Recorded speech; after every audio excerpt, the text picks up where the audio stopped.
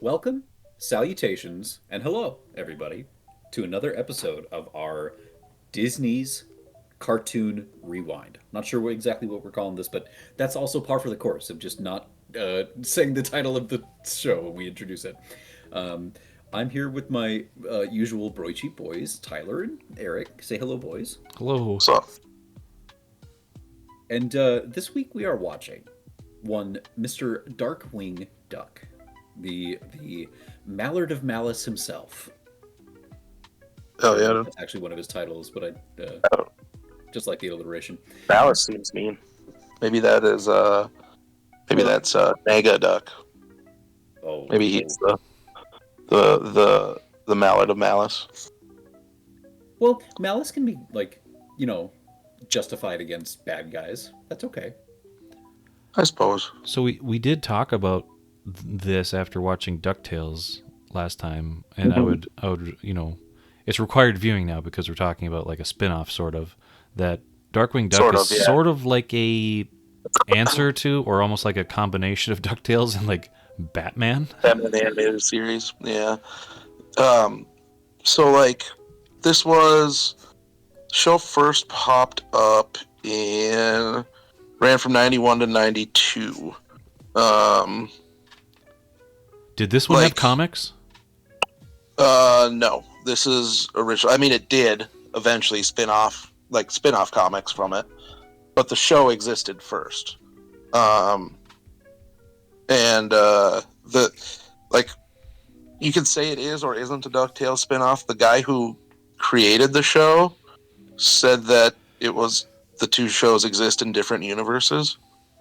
Um, but like, I mean, it's got Launchpad and McQuack in it as the airplane guy, and you got Gizmo Duck, um, who was the Yeah, he had the one wheel, like right? superhero guy. Yep, that Now were it's coming in that back. show, and it also debuted the year after DuckTales ended, Oh. or it entered production roughly 1 year after DuckTales ended. Um, Said it was inspired by two specific episodes called Double O Duck, starring Launchpad as a secret agent, and The Masked Mallard, in which Scrooge McDuck becomes a masked vigilante superhero wearing a purple uniform and cape. That sounds Uh, like fun.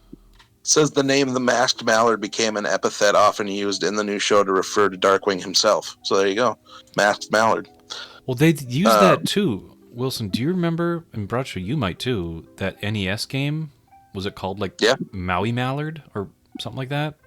Or where there's like a kung Right. fu duck too that was like blind? That reminded me so much of like What? it could be a spin-off of like a Darkwing Duck. I think They it's called Maui Mallard. what's Oh, interesting? Maui Mallard. Yeah. Um, That's just like I think it was a completely original thing for the game. A derivative of a derivative. Like they took inspiration from one, like multiple sources, and used that for the game. I think. So it's a little. No, continue. Sorry. no, I'm just looking at the Sega version. I don't know. It's just Donald. It might be a different thing, but yeah, I I think it's just supposed to be like a spoof of like not Magnum PI, but just like a general like um tropical detective or like secret agent action story. They originally it was developed as a last-minute replacement for a proposed reboot of the Rocky and Bullwinkle show. When the management team realized that Disney did not own the rights to the characters, they merely held the home video rights. So it's like, oh That's shit, we need something. crazy. And they were gonna title the series Double O Duck. oh But the Broccoli family, who owns the 007 until recently, they own those numbers, those sequence of numbers.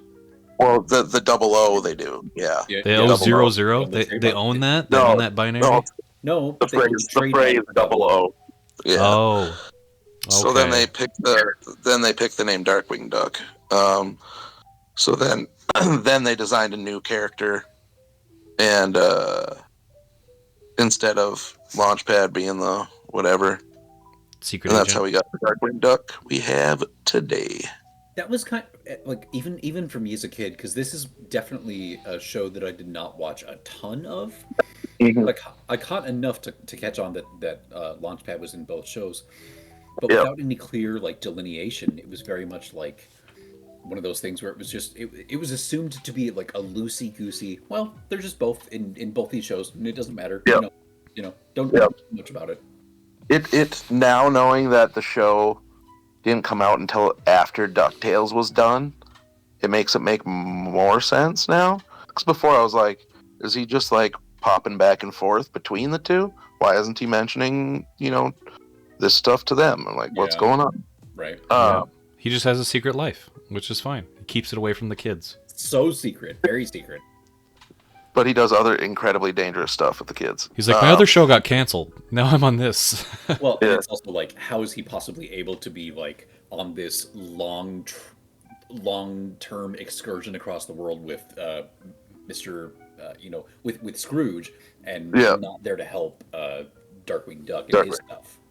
As we know now, it happens after. I did enjoy this show quite a bit. Because as you know, I like superheroes. I never knew And it that. was also Really? I know, dude, right? And it was like you said, it was like taking DuckTales and then melding it with like Batman the Animated Series, which I loved at the time too. And then you get like now looking back at it, there's so many like superhero references and tropes, like the evil version of your hero that's the polar opposite with Nega Duck in this, and like kind of like a Reverse Flash situation. Mm-hmm. There's a lot of fun little superhero-y things. One thing that even like as a child stuck out to me was the idea that like any of these random episodes that I might catch, they would always be funny. Like I would come across these characters like you're talking about. That was like, yes, once you see them for the first time, it gets pretty easy to understand who they are. But maybe you don't have the like context of like, oh, this is the seventh or eighth time that they've shown up in the show. But the fact that these characters can come across so well and so easily, not to say that they're like so simplistic, but you get the idea of who they are, and they're funny. Like these episodes are just genuinely funny with the comedy, and it's like a weird melding of like there is some slapstick, but it's almost like sitcom humor sometimes too. Right. Yeah. All right. But without further discussion of digressing further on things and what have you, hence, let's jump The in. et ceteras and the what have you. You all right? Russians. You just have a mini stroke right there. I always am. Oh my god, listen to this. Hold on, yeah, let's listen. Yeah. On slapstick. Exactly. Good. WLBW. Let's get dangerous. All right, so we just watched Darkwing Duck, the first episode of the first season. And before we get into our discussion, we have a quick ad read, so we'll get right to that. Hey folks, quick question. When was the last time someone whispered something nice to you? Can't remember? That's what we thought. Introducing Whisperbox. Whisperbox is the world's first on-demand compliment subscription service. We connect you with a real-life trained whisper agent who delivers personalized affirmations straight into your ear, virtually, or, for premium subscribers, from a nearby bush. You can choose from over 40 regional dialects, including confident kindergarten teacher, cryptic grandpa, or hot person who pretends not to know they're hot. It's perfect for job interviews, first dates, or anytime you stare into the mirror and think, I am a shrimp pretending to be a man. Whisperbox gets it. We all are. Use promo code FARGO and you'll unlock the exclusive ASMR encouragement pack. That's 10 bonus compliments whispered while someone eats cornflakes, lights candles, or nervously flips through a thesaurus. Whisperbox. Encouragement. Delivered weirdly. Wonderful. I love it. So definitely check out Whisperbox. Yeah, dude. On-demand whispers from nearby bushes. I'm a shrimp, dude. Well, I ain't that's a for man. premium subscribers. So if you want to pay that extra dollar, you're going to get that extra mile. That's what I understand from that ad read. So A shrimp. I am a shrimp pretending to be a man. There was one where it said, now with 40 regional dialects, including Southern Aunt, Cryptic Grandpa, and Cool Barista who's into tarot. Bless your heart. Okay, So good. get into Darkwing Duck here. It's been a while since I've seen this. I don't recall how they introduced the each episode. Do they continue that? Because I don't know. Like it's been so long since I've watched this, where it's like it's not familiar to me, but like maybe it is.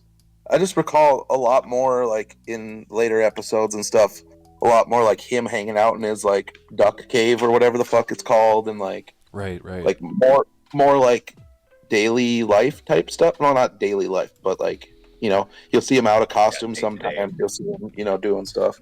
What's his niece? Is it his niece? Yeah, we didn't see her. What was her name What's again? her name? Yep, Gosselin. I remember her a lot in the day-to-day stuff of him Right. out of the costume. Yep, yeah. So maybe it was a formula change they did. I don't know. But yeah, I liked, like Wilson pointed out, like when we were watching it, it was just like all of a sudden, boom, you're in. You know what I mean? Like they introduce everything in the situation right away, and then bam, here you are, where you're at, what the dude is, what he do, what's going on. Yeah, it was really I quick do like to get into the story. I do like the gag. I do like the gag of him at the beginning there, like that, where he's pulling out all his case files, and it's just a long thing, and he's working through the case files. And it, like Tyler, you said it too. He kind of does like an unreliable narrator thing because he likes to believe he's more competent than he is. Right. So And like he's very bumbling. he's- He Never doesn't make know. mistakes. He thought Yeah, the he's- plant was the woman. Like that. Even that is just like Yeah. he's really absent-minded.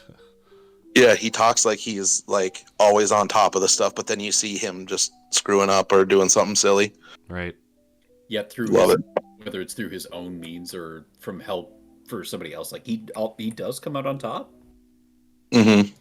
Is it always like a monster of the week thing or like a villain of the week? Once you get introduced to a bunch of the villains, not as much. You know what I mean? Sure. Like you get a villain origin one. This one was very much like the whole time I'm thinking of the scenes with Dr. Woodrue and Poison Ivy in Batman and Robin, which came out a few years after this.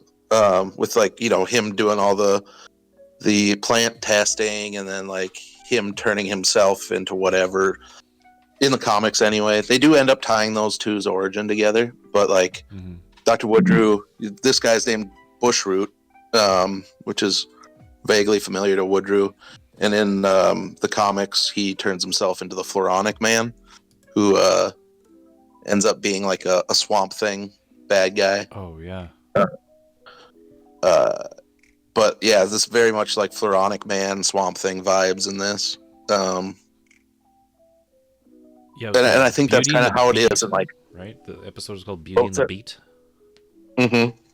That's a good title. Oh my gosh. and her name is Rhododendron. You know what I mean? Yeah, I Kinda thought like that was Pamela Eyes, that was a they do great very pun. close to this, A great pun Yeah. to have, like Rhoda, like that is a name. And I was like, oh, that's interesting, and they actually tied it together. So, Yep. and then these nerds that like just do experiments on potatoes and like Like the nerd enlarging- bullies. nerdy nerd bullies. that was such a good move. Just like these like Yeah, super turbo nerds. ultra nerd scientists that are bullies. Bullying this guy. Destroying his potato. Because his science For his isn't experiment. good enough. It's like Yeah. gosh, that's another that's what I mean is like whether you can pick up on that is whether when you're a kid, it's like there's so many layers of comedy and they're kind of always they're always swinging, you know what I mean? Like Even they're nerds can be always taking those bullies. shots. Right. So good. yeah, it was a good first episode. Fun. Yep. It Not as much. I mean, I was just gonna say it was like not as much meat on the bones as maybe DuckTales or Goof Troop. right. Uh, Some great. you know what I frames, mean? Like, Oh my god. Like- Ah! Like, as in, like, there was more story stuff, more like whatever in Yeah. both. Like I said, I think it kind of balances out. I like that idea. I like the concept. If that's what they go with frequently, or most often, they have Darkwing DW just talk about the case and throw back to him every once in a while talking about it. But then like having it feature the villain's perspective for the most part until DW shows up is kind of a cool little way to structure your narratives. Yeah, Right. this in another way of calling back to Batman kind of reminded me of the Mr. Freeze episode where in his origin you get enough sympathy for him that you understand, like, oh, if these few turns went differently, he could have, not have been like a super villain. And it's the same thing for this guy here, and it's like the instead of comedy beats, it would have been like crime beats of this happening or him fighting Batman or something like that. But That's they, one of they the handled most this really tragic well with the Batman pacing. characters too. Like villains, I would say the most tragic is Who? what Victor Freeze does. Like Oh, why yeah. he does what he does. It's not for malice. It's just for like his lost love, and he's just doing that. But he will Fun story. he will kill for it. Fun story that that origin comes from the animated series, and then they just incorporated it into the comics. Yeah, and After. that's what I mean is like Tyler said, like we spend enough time with these villains that in certain cases maybe we feel sympathy for them, or we can understand like why they became villains, or why they may have been able to avoid that in certain ways. And we do, because the nerd bullies, we feel for this guy because he's, pushed around, and then he falls into that trope of like too far down that hole. He looks into the abyss and he just becomes the monster himself, and then he really screws things up. Too far down plus that hole, plus the dynamic of him like pining for this woman who he never really like gets the gumption to say anything about it to her, but he also like feels not resentful, but just like he's missing out on something as well. So he wants to have that realized. Classic incel behavior. Oh God. As far as voice actors go, Wilson, we both kind of spotted it right away. Jim Cummings, of course, is Darkwing, aka he was Pete in Goof Troop. He was also Winnie the Pooh, bunch of other characters, and he also voices Negaduck. And then, like as far as like other names, there's not a lot. He's I mean, it's also the same Tigger. guy. He's Tigger too. Voice Winnie the Pooh and Launchpad. Tigger, too. Oh yeah. And then, except the voice of Gosselin, his niece, is second. I gotta see what her name is.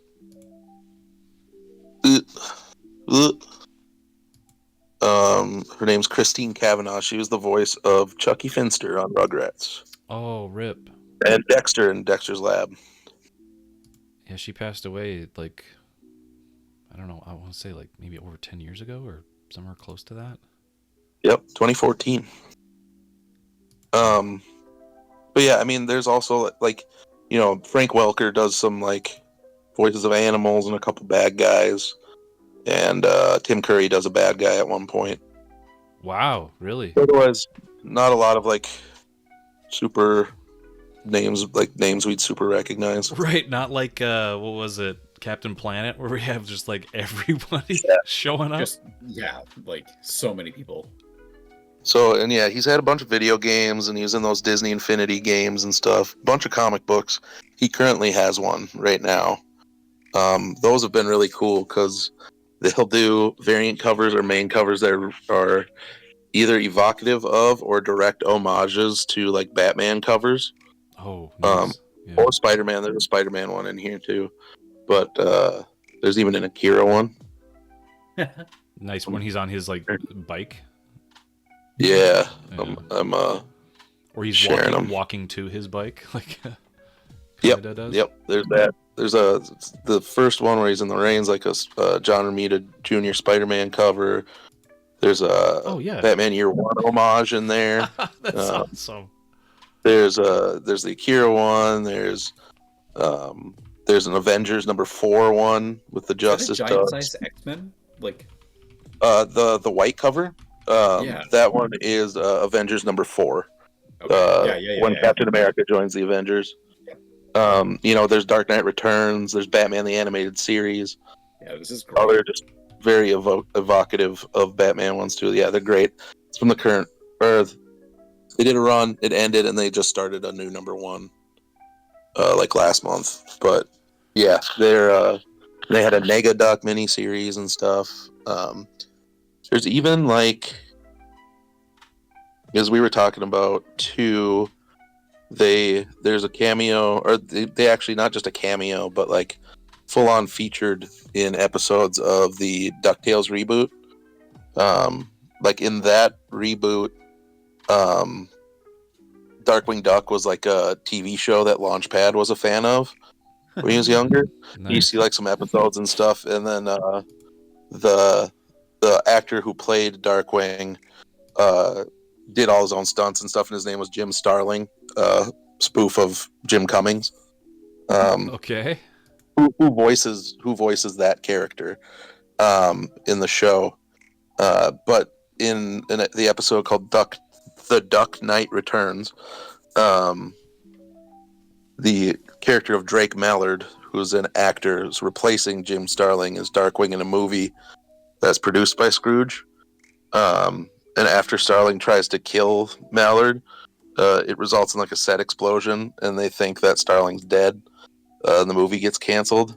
Launchpad then convinces Drake to become a real superhero. And then Starling secretly survived the explosion, and he becomes Negaduck. And he actually, like, the explosion causes his costume that he has on to look like Negaduck. It's pretty cool. But yeah, they show up a couple other times. But there is word of a reboot. Oh, wow. Okay. Yeah. The rumors started around 2015, but right now, let's see, Darkwing Duck reboot is in development for Disney Plus. Seth Rogen and Evan Goldberg will executive produce the project via Point Great Pictures. The original creator is involved in the reboot series as a creative consultant. But in 2022, they claimed it was canceled. But the creator of the original series said in July 2024 that the reboot is still in development. And in March 2025, it was revealed that Cummings would reprise his role as Darkwing Duck for the reboot. So we got more Darkwing coming, my boys. That's crazy. Never Can't would have keep that thought. up, yeah. Well, Yeah. Were we talking about it as we watched, of like the influences maybe, other than, what we obviously know is Batman mixed with DuckTales, but like Batman, we dropped, there's like Dick the Tracy stuff that, and like yeah, that the stuff kind of that Batman was definitely influenced by too, like Dick Tracy and The Shadow especially. yeah. Yeah, and like I said, it at times had vibe of that Burton Schumacher Batman universe too. Actually, Not just Batman. that hat mask combo is like straight Zorro almost. Yeah. Right. Yep. The pulp stuff. That Batman was just a hodgepodge of fucking Bob Kane, and Bob Kane was just like, I'm just gonna take the things I already know and fucking smash them together. Do you think that there's an avenue for a mixture of like actual mystery, as in a detective story, and it doesn't have to be dark, as in like, oh, this person died this way, and et cetera, et cetera. Yeah. It can be just Capers. capers, or Art like theft. or theft, or it can be like the Like way a they big handle art it in heist. Who Framed Roger Rabbit, where it's like, oh, just this silly Oh, cartoon like dude, chalk yeah. outline and shit, but then also incorporate the comedy, where you could maybe have a comic or serial adaptation of Darkwing Duck, where they do try to like tackle the detective vigilante mystery aspect of it. Right. Do you think do you think that would work, or there's room for that? I think it could. It could work. I mean, yeah, that I don't contrast see it. has existed before, but like I want to say like I don't know if it's been done really prominently and like notably.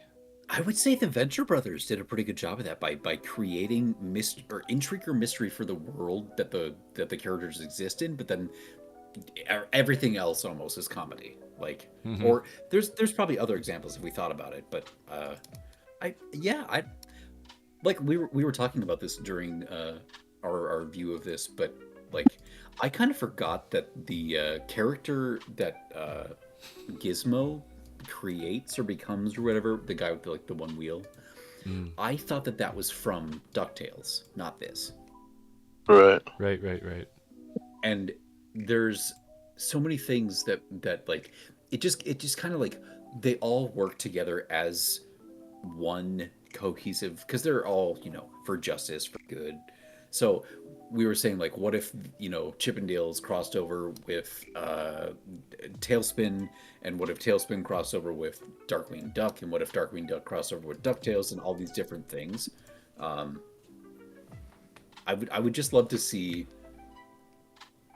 like take it into a Magnum PI Indiana Jones type territory with Chip and Dale, or I don't know what you would necessarily do with DuckTales. Maybe it's like, an Arctic exploration voyage that they fund and go on, and who knows. Yeah, I think Right. there's something to that, the connectivity aspect that I'd like to see, where the world is so expansive.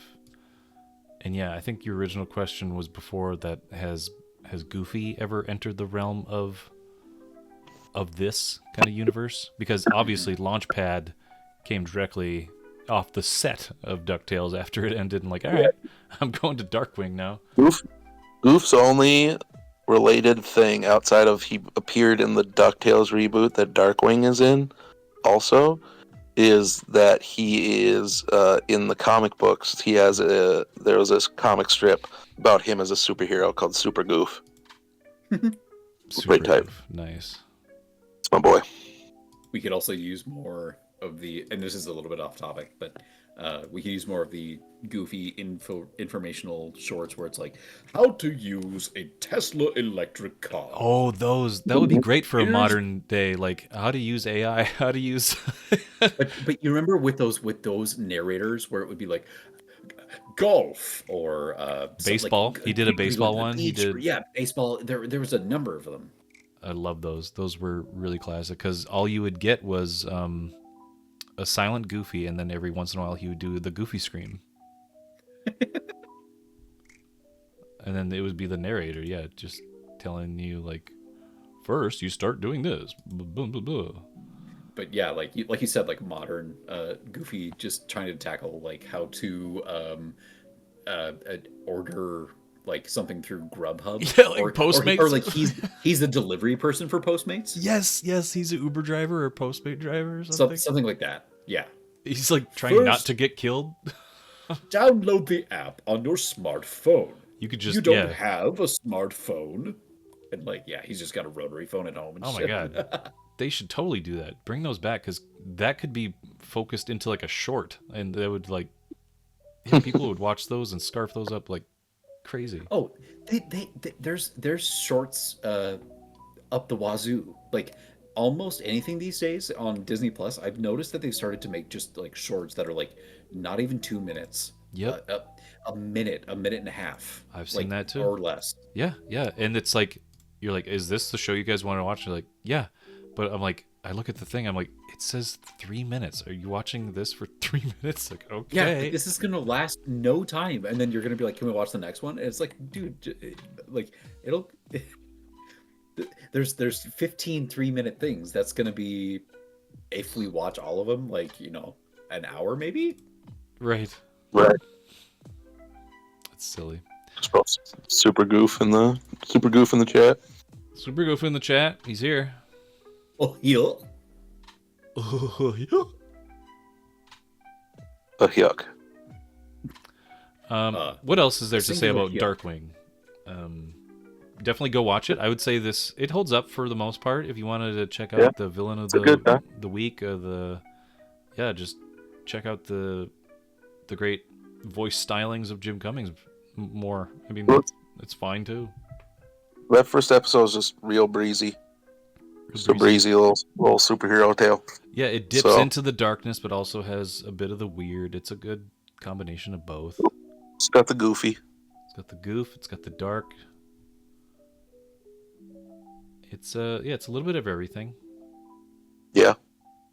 The character, looking at it now with my 30-something-year-old eyes, I'm looking at like these hidden jokes, obviously, that I didn't catch on to, and like understanding him as a character now, and not just like a archetype as like, oh, this is just a duck Batman, but like understanding that he is bumbling Magoo type, but like actually gets the job done in a roundabout way. Right. It's more often, the people that he's helping are helping themselves and him, but he's like, he's just there for moral support. Right. Like, let me do this. He's like, great, I helped another one. I'm gonna go put this in my file. Right. Yeah. What's next on the docket there, Bracho? Are we jumping into some Well, let me tell you. Chippy Dale? Let me Tailspin? tell you. Whichever one it is, there's a tail involved, I'm sure. Some kind of tail. There's a tail. Chip and tail. It's what Wilson just said there. It's Chippendale next. Wow. All right. I actually said Chip and Tail. Yeah, I know. It's Chippendale next. So you owe me After that, $12 Tailspin. Real fun story, quick. I think my sister bought Chippendale Rescue Rangers complete box set. Hell yeah. I don't know if they've made multiple versions of the box set, like on DVD at one point, but like I think she has like the full complete set, because like I've made it a point to like buy her complete box sets of things. Like I got her My So-Called Life complete box set at one point. She really likes that. And like, Don't sleep on a complete box set, man. And I got her the full box set, and this is crazy. It's a toolbox, and I can bet you guess what box set that's from. Home Improvement, if you haven't guessed. I was going to say Anne of Green Gables. Yeah, sure. But yeah, the Home Improvement came in a red toolbox, and she really likes that. But yeah, I was kind of taken aback. I'm like, why do you have Chip and Dale box set? And she's like, oh, it's just nostalgia. She loves the song, and that goes with a lot of these shows. It's like their songs are all really great. Like they had great background making these little theme songs, these theme tunes that get you jazzed for the show. Yeah, this was. I was going to ask you guys specifically about that. Like, what did you think about the theme song of this show compared to some of the other theme songs that we've heard so far? Still slaps, dude. It's got that like early '90s like R&B, Upbeat R&B track, you know. It's very. It's like it evokes that sense of like big Belle city. Biv DeVoe. Maybe. I'm not familiar with their main stylings, but like the saxophone, like that kind of jazziness of like the darkness underbelly of some cities, and you just have like this saxophone player playing this like really banging jazz tune, and then like having the backup singers kind of sing over that a little bit. Like that evokes that mood to me, is city vibes, and like city vibes, yeah. Nighttime Dark city vibes. underbelly oozes like that of a snail I don't want to beat. Yes. But yeah, I mean, out of all of them so far, you can't go wrong with like the Goof Troop. Like I love that theme song. DuckTales is always going to be really high up on that tier list too. I will say all the theme songs fit the themes of the shows really well. yeah, as far as like personal Yes. favorites, we can get into that later. But yeah, we should do this whole separate kind of theme song and tier list of this show as a whole. It's the song tier list. So, That like at least for this Disney block, it feels like that could be a thing because Tailspin, Chip and Dale, all of these are Bangers. they can Yeah. enter into the conversation, and I don't know that that could be said for like every other block that we might watch. right. Exactly. Yeah, and like Marsupilami, I couldn't even name I could any tell you. a single I'll tell word. you, I A single can. word. Oh, Oh, really? yeah. I believe I remember. Yeah, Okay. We'll, Well, not we'll much, see when we but- get there. a whiff. Because you know how these memories work, where it's like you're sitting there, you have no idea, and then Right. the thing comes on, all of a sudden, like fucking a dimension is unlocked inside your brain. you Oh, have oh, that. oh. You have that a tunnel dementia. vision. Yeah. A dementia Yeah. will be unlocked within my brain about All Marsupilami the dementia. because I had a VHS of it for sure. So we'll see. Yeah. It'd be a juice, dude. Cool. Yeah. Not much else to say, but yeah, we will return to you next time when we discuss Chip and Dale Rescue Rangers. Not the male strippers. Oh, damn it! You cut it off. What? You cut Cut off my off your male male stripper. stripper? No, I didn't. But Okay, good. out of context, when you said, "Did you cut it off?" Angrily like that. Did you cut it off? Did you cut it You off? went like, oh man. I was like, oh shit, something fuck up. No, we're good.